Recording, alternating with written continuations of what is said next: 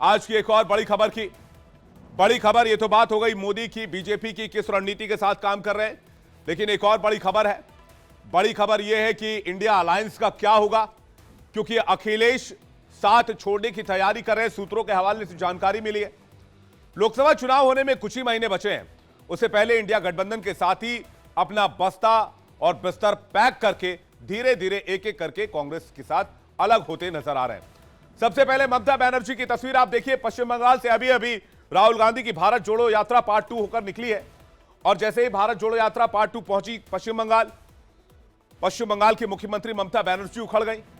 हमने आपको कल ही बताया था कि बंगाल की मुख्यमंत्री ममता बनर्जी ने साफ कह दिया कि कांग्रेस देश भर में 40 सीटें नहीं जीत सकती है, और बंगाल में भारत जोड़ो न्याय यात्रा लेकर उन्हें कोई जानकारी नहीं दी गई, उन्हें बुलाया नहीं गया। और आज समाजवादी पार्टी के अध्यक्ष अखिलेश यादव ने कहा हमें तो बुलाया ही नहीं गया है, तो कहां से हम न्याय यात्रा में शामिल हो जाएं। यानी एक तरह से कांग्रेस और एसपी के बीच नाराजगी साफ तौर पर देखी जा रही है। अब जरा आपके सामने पूरा ये मामला रखता हूं कि हो क्या रहा है। दरअसल 16 फरवरी को राहुल के नेतृत्व में चल रही कांग्रेस की भारत जोड़ो न्याय यात्रा यूपी आ रही है। अखिलेश यादव से आज पूछा गया कि भाई न्याय यात्रा को लेकर क्या कहना है आपका, क्या आप हिस्सा बनने जा रहे हैं न्याय यात्रा का। तो अखिलेश यादव ने कहा कि देश में कई बड़े बड़े आयोजन होते रहते हैं, इस देश में कई कार्यक्रम होते रहते हैं, न्याय यात्रा भी हो रही है, लेकिन मुझे निमंत्रण नहीं मिलता है, तो क्या अब मैं खुद से निमंत्रण मांगने जाऊं।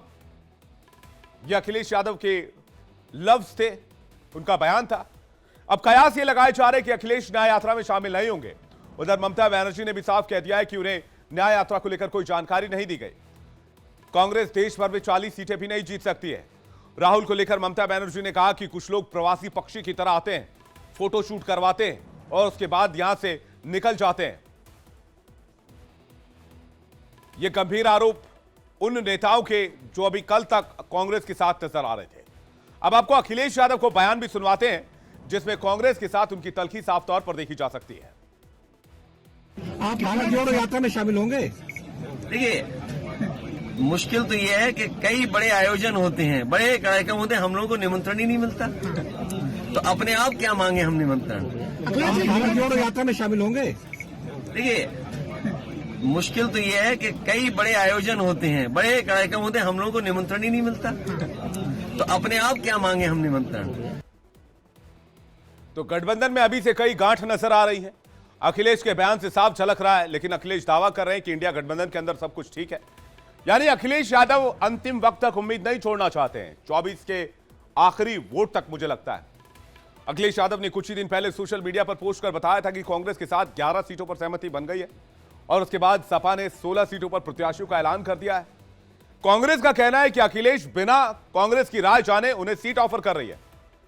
जो 11 सीट वो दे रहे हैं वो ऐसी सीट है जहां समाजवादी पार्टी कभी जीती ही नहीं है। लेकिन अखिलेश यादव ने आज फिर से एक सोशल मीडिया पोस्ट किया। इसमें उन्होंने एक यूपी में जीत के लिए पीडीए का फॉर्मूला बताया, जिसकी बात अक्सर वो कहते रहते हैं। अब ये फॉर्मूला क्या है?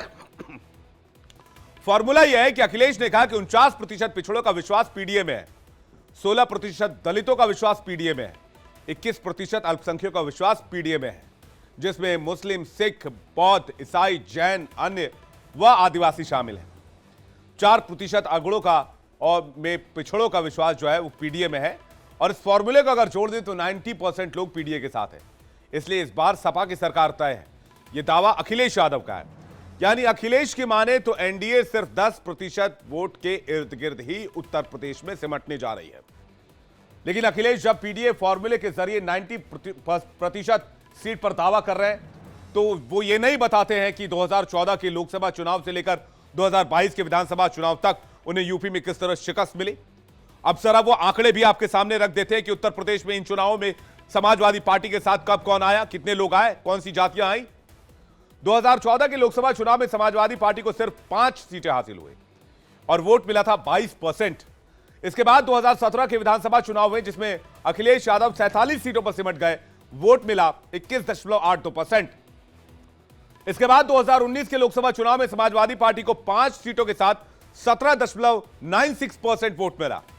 वहीं 2022 के विधानसभा चुनाव में अखिलेश यादव को 32% वोट मिले और सीटें मिली थी 111।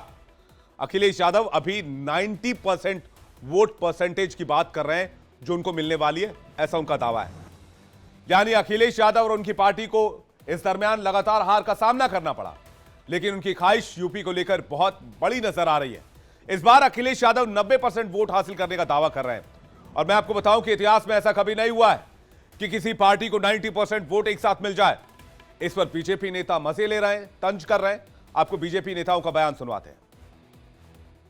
पूरा उत्तर प्रदेश ही नहीं, इस समय पूरा देश राममय है, पूरा देश मोदीमय है, पूरा देश भाजपामय है, पूरा देश 2024 में तीसरी बार प्रचंड बहुमत की मोदी सरकार बनाने के लिए तैयार बैठा है।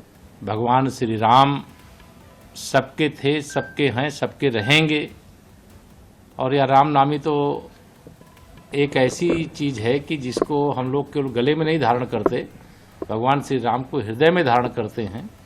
और जय श्री राम की गूंज अगर पूरे वातावरण में हो रही